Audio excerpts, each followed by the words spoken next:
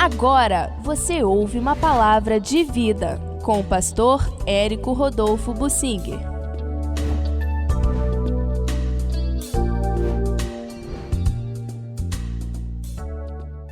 Vamos lembrar do que Deus disse no Antigo Testamento em Deuteronômio 22:22. Se acontecer de um homem for achado deitado com uma mulher que tem marido, então ambos morrerão. O homem que se deitou com a mulher e a mulher também. Assim, eliminarás o mal de Israel. Eliminarás o mal por morte de apedrejamento. Ambos, homem se deitou com a mulher que tem marido. Interessante, independente do homem se tiver mulher ou não. Ele praticou adultério com aquela mulher, contra o marido dela, tem que ser morto na lei. Hoje nós vivemos a era da graça e pessoas questionam aquilo. A lei já passou, então se a gente acontecer de cometer um adultério, depois a gente pede perdão e vai tudo bem. Deus continuou o mesmo, a lei não passou. Jesus disse que até que o céu e a terra passem, nenhum i, nenhum tio passará da lei. A lei não mudou, a lei é a mesma e está em vigor, e Deus continua contra o adultério. Então, em que o Novo Testamento modificou? O Novo Testamento modificou, sim, alguns aspectos.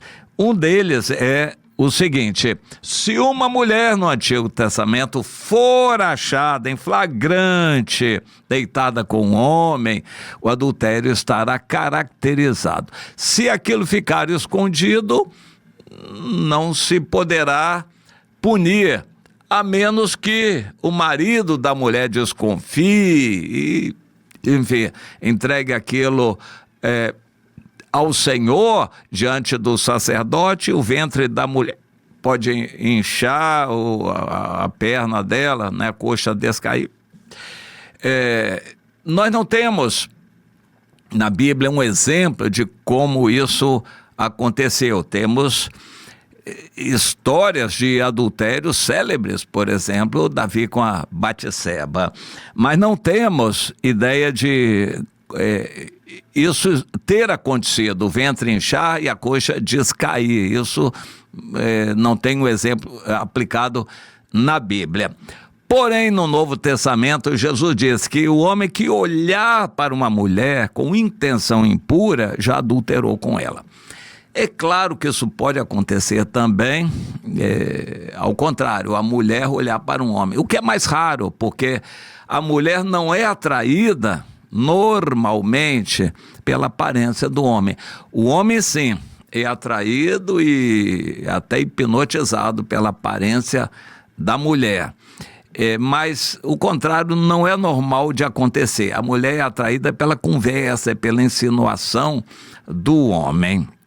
Por isso ela tem que cuidar com os ouvidos, com as conversas, a liberdade que ela dá a homens. Já o homem tem que cuidar dos seus olhos, que são a lâmpada do corpo. De qualquer forma, Jesus introduziu a conceituação de um adultério virtual, só com os olhos, em pensamento, que também é adultério. Porém, se é só em pensamento, não tem que ficar confessando de público, é somente a Deus.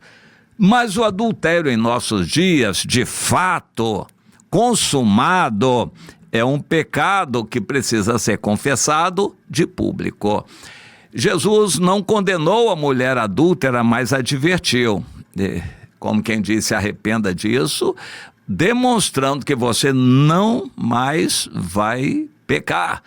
E vivendo uma vida reta, você vai demonstrar que está arrependida daquele ato. Existe perdão para o pecado de adultério, desde que confessado.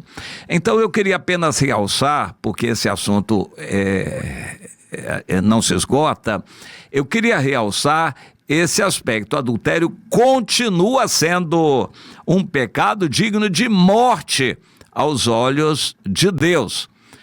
Embora ele seja relativizado nas igrejas. Hoje, a igreja onde homens vão experimentando mulheres, mulheres experimentando homens, homens e mulheres de meia idade estão aos montes na igreja procurando um parceiro, uma parceira, um relacionamento. Já mudaram a palavra. A Bíblia não usa relacionamento, usa a palavra casamento. Mas há muita gente usando relacionamento. Quando alguém fala em relacionamento, eu já sinto arrepio. Essa pessoa já está querendo relativizar a seriedade do casamento para admitir a possibilidade de ficar experimentando, né? Um tico-tico no fubá, experimenta um aqui. Afinal de contas, existe um monte de mulheres descasadas aí, solteira, viúva, descasada, e homens também, praticando aí a conversa e buscando achar algo que vá dar certo.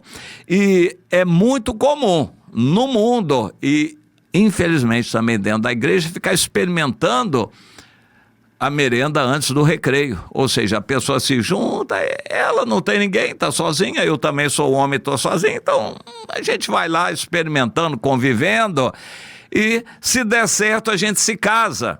Como quem diz, o papel do casamento vai ser um mata-borrão que vai apagar esse pecado que nós cometemos antes. Mas acontece que o papel não apaga pecados. A pessoa se casa pensando que vai acertar a coisa depois, e o que ficou para trás? Como é que vai acertar essa situação que ficou para trás diante de Deus? Que perdão haverá para isto se a pessoa não confessou? Não pequeis. Essas coisas vos escrevi, filhinhos, para que não pequeis. Se pecar, nós temos um advogado diante de Deus que vai atuar quando a gente fizer a confissão.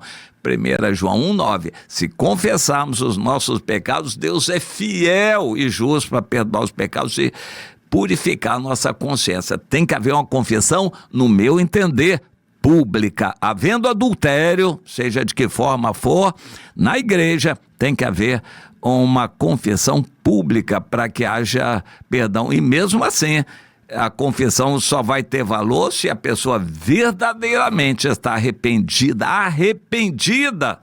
Não é passar o mata-borrão em cima e achar que depois, quando eles se casarem, vai acertar a coisa. Não, não e não. Deus continua condenando o adultério. Isso é sério e o casamento tem que ser valorizado, muito valorizado no meio cristão.